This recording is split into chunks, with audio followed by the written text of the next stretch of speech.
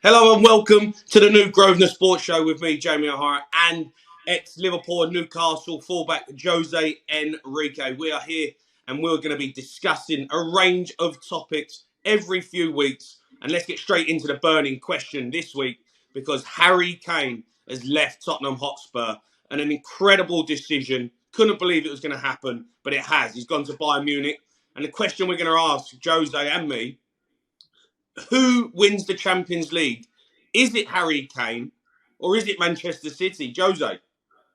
Well, it can be any other club, but I don't think Harry Kane is gonna win it. I think Bayern Munich is a top team. I think he's done great moving there. I don't think it was good to stay at Tottenham. Obviously, the Premier League record and all of that, but yeah, you move into Bayern and try to win the Champions League. At least you're gonna play Champions League football.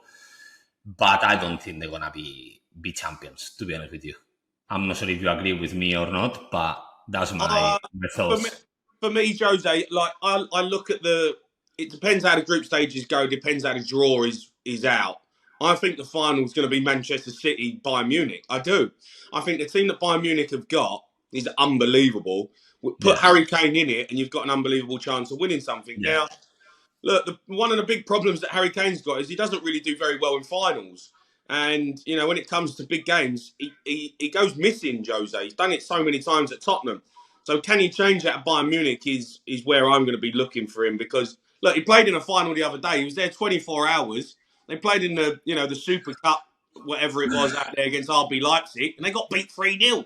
Yeah, So that was unlucky though. That was nothing to do with him. He was on the nah, bench as well. He was on the took the bench. Spurs curse with him. That's what he's done. He took it to Bayern Munich. They're going to finish second. They're going to get knocked out of group stages. They've had an absolute beast.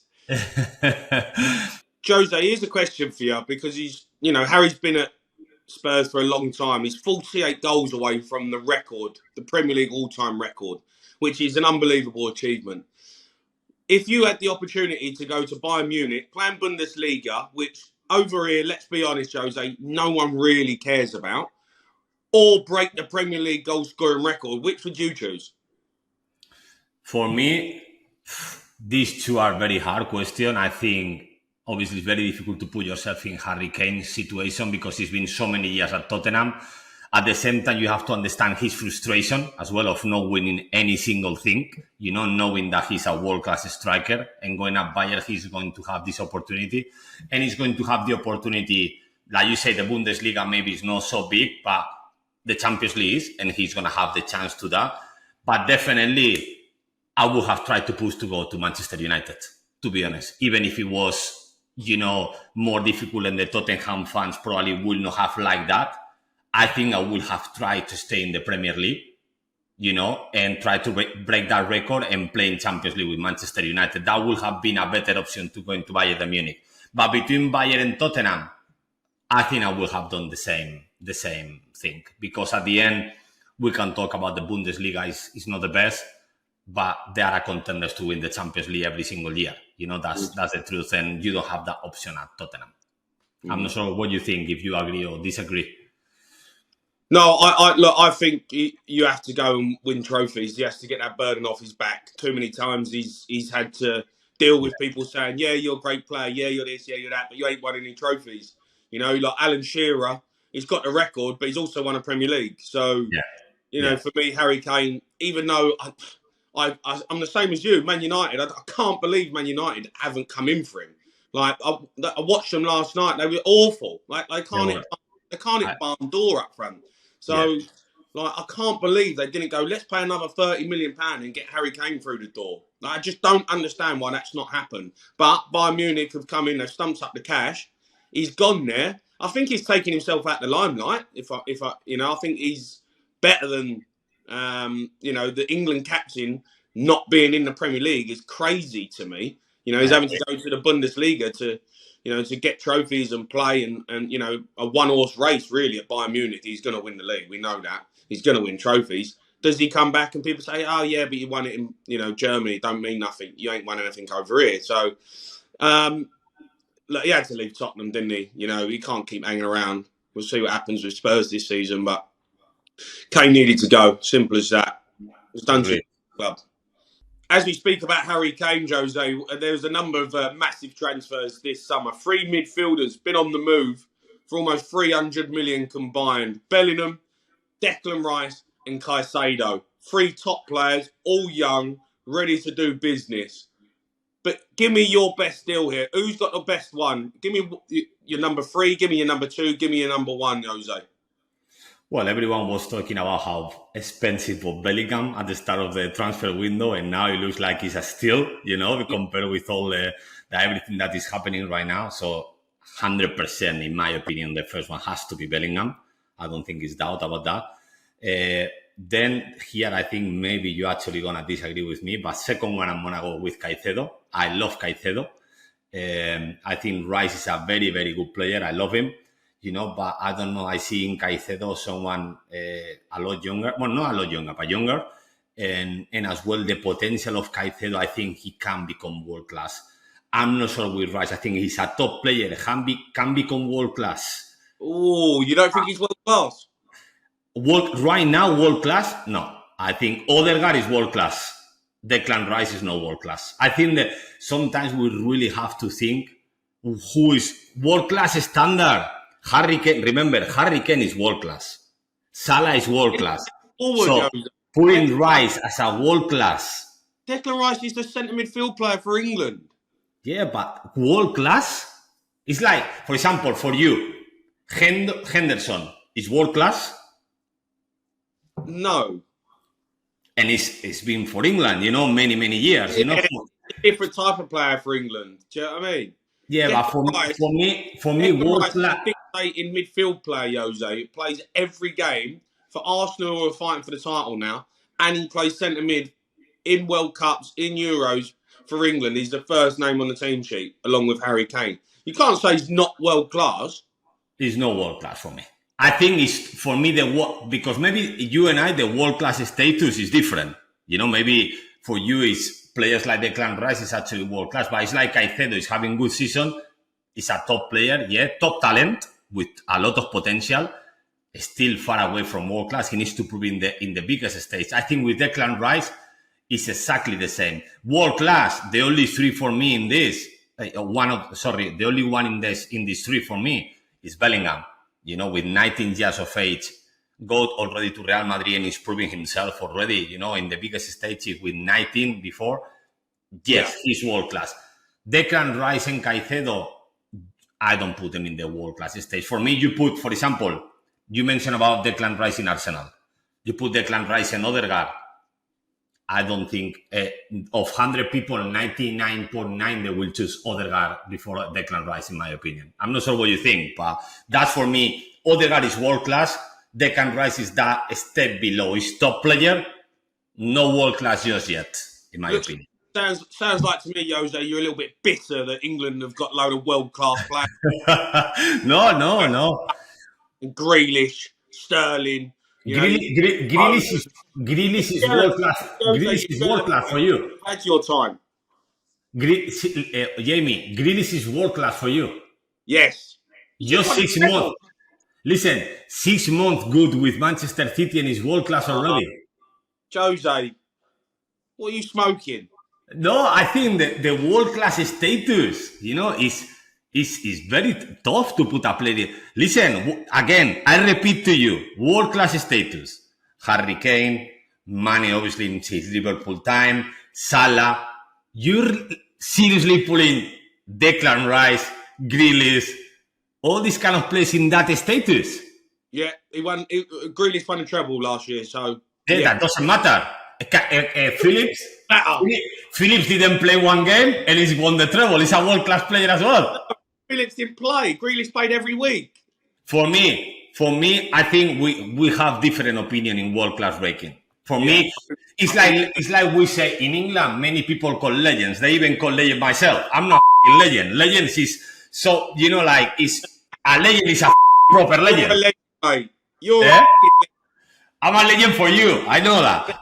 But for the reality, for me, the status of legend or the status of world class is it's a few. It's like the fans they like to call legend, they like to call world class very quickly. But that status for me is just for very few privileged people. That's, I think, the difference between you and I. But I still waiting for the order for you. I still waiting. So what's the order for you? We've gone off topic here, Jose. We're having a rant. For Well, me, they have more things to put in YouTube and all of this. You know, they have more stuff from us.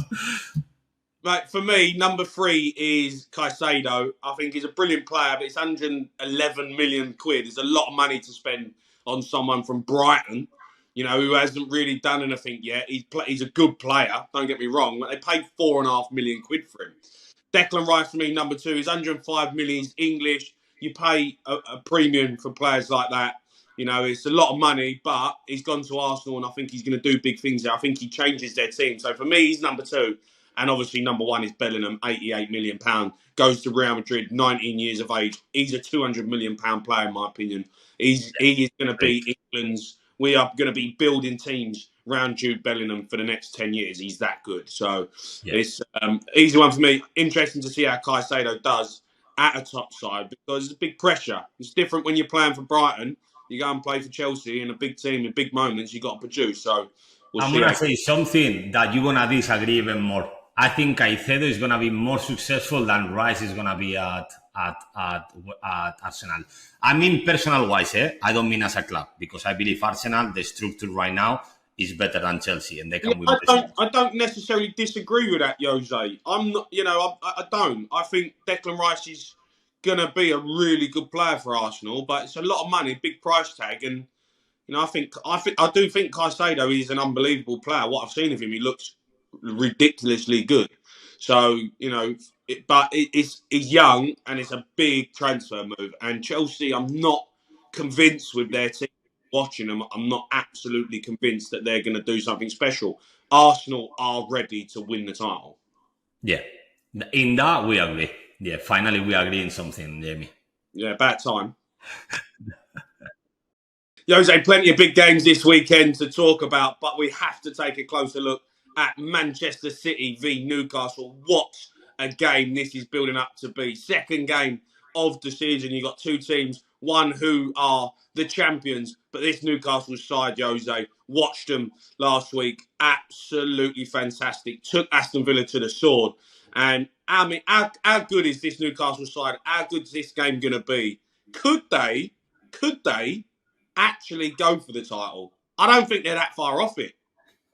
I don't think they are that far from off it, but I think still Arsenal and Manchester City during the whole season, obviously let's see when the transfer window finishes, because maybe Newcastle actually signed 1 or 2 more players that for me they need a top left back and maybe another centre back, and they are sorted, but they can actually maybe go for it. But I think a top 4 again for Newcastle, it will be a massive achievement this season, and try to go as far as they can, obviously in the Champions League, and maybe to try to win one of the cups as well.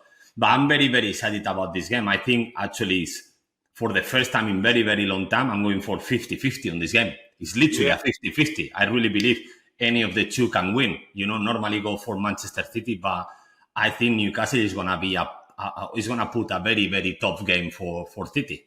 Yeah, we talk about, Newcastle side and the squad depth, and they brought in some, big players again. And Tonali, a dream debut for him, Jose. I mean, I'll be honest, I didn't know loads about him, but watching him the other week, I mean, he looks like he's going to be a top player in the Premier League. Box to box, scores goals, late runs, works hard, tackles. He's got everything.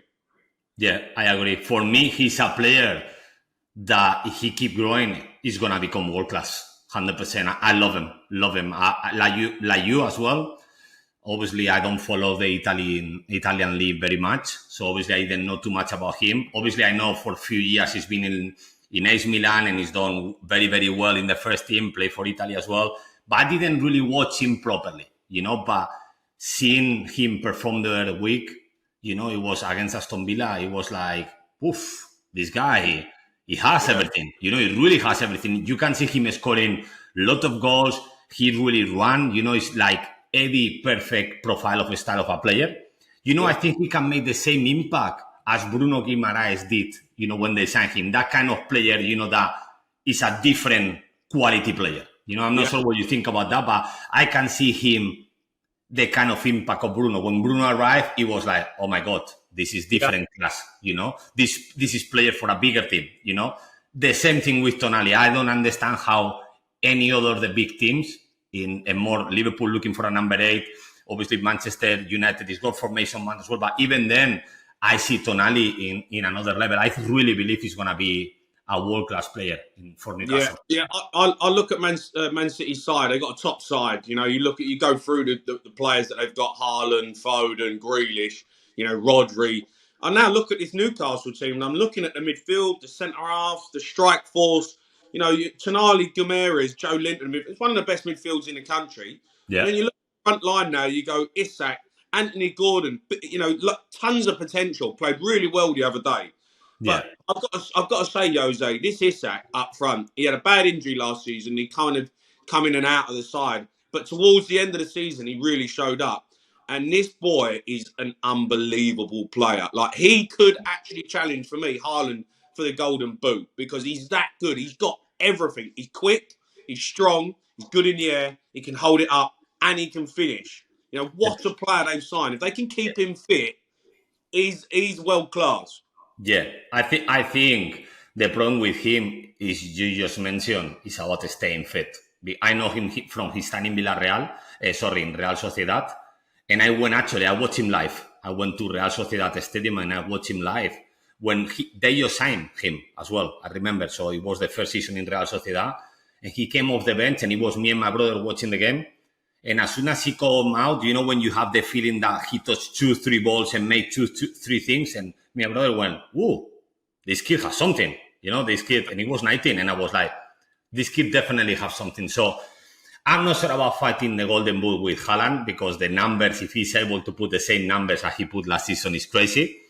But it's about, like you say with him, it's about more staying fit because it happens to him as well in Real Sociedad. He always have 1 or 2 issues per season, muscle-wise, So that's the only issue with him. But I completely agree with you. I think he has everything. It reminds me a lot of, in a way, of Ibrahimovic a little bit. He has that kind of level. I love him. I think he's a top player. But the issues, like you mentioned, is about staying fit. If he's able to stay fit the whole season, definitely it's going to be a game changing for Newcastle. He really can help Newcastle to achieve things that without him, they will not be able to achieve. Yeah, I agree. It's a massive game. Just give us a prediction on that, Jose. Look, for me, tough game this for both sides. I'm actually going to go for a thriller. I'm going to say 2-2. It's actually a good result, to be honest. Definitely we want to see goals. But obviously, I need to go with my former side, and I'm going to say 1-2 for Newcastle. Of course you are. Jose, big weekend of fixtures. Let's get into them. I want your predictions on all of the games. I'll start off Nottingham Forest v Sheffield United. How do you see this one? A draw. Yeah, I think Nottingham Forest win. I'm going to go for Nottingham Forest win there. Fulham v Brentford, West London derby. I think Brentford is going to win. I'm going to say Fulham win. Liverpool v Bournemouth. Liverpool has to win. Has to win, and I believe they're going to win. Yeah, I've got to go with Liverpool win there. Luton v Burnley, Jose. It's the postponed game. So what would you have predicted? Burnley winning. I would have gone a draw. Wolves v Brighton. I think actually they're going to draw. A draw, I think it's going to be. Yeah, I'm going to say a draw on that one, actually. I think Wolves are really good against Man United. Spurs v Manchester United. Big game. I say another draw here. Spurs are going to win 2-1. Man United were awful. Man City v Newcastle. Newcastle is going to win, obviously. Man City, Newcastle. I'm going to go draw. Villa v Everton. I think Villa is the favourite, but be careful with Everton, eh? But I'm going to go with a Villa win. Yeah, Villa win for me as well. West Ham v Chelsea. Chelsea win. I'm going to go draw. Palace v Arsenal. Arsenal win. I will be surprised if they lose or draw. I'm going to go Crystal Palace win. Wow. Okay. Okay, finally this week, Jose, we've got a challenge. Grosvenor Sport has launched a Target 21, a great new free game to play where you have a chance to win a share of £2,000 cash. Simply pick 7 games and score exactly 21 goals. 20 goals gets you a £5 free bet, and you'll win a 10% boost token with 19 goals. Check it out on the link below to play at home. And Jose, give us your 7 games you'll pick. Okay. I'm going to go for Liverpool-Bournemouth, first one. Second one, Wolverhampton-Brighton. I think it's going to be goals there. Brighton scored 4 in the last game, so I think it's going to be goals there. Then I'm going to go Manchester City-Newcastle as well. Who else? Villa and Everton. I think it's going to be goals there as well. West Ham-Chelsea, I expect goals. So, yeah, it's 5 now. And then let's go for Leicester vs Cardiff as well. Yeah. And then another one. I don't know. Blackburn Rovers vs Hull City. Yeah, definitely goals in them. That's for sure. We got a good chance there, Jose. 21 goals is the target. I think you're in the money. Listen, if I do it in the first time, I'm the boss, eh? There's only one boss here, Jose.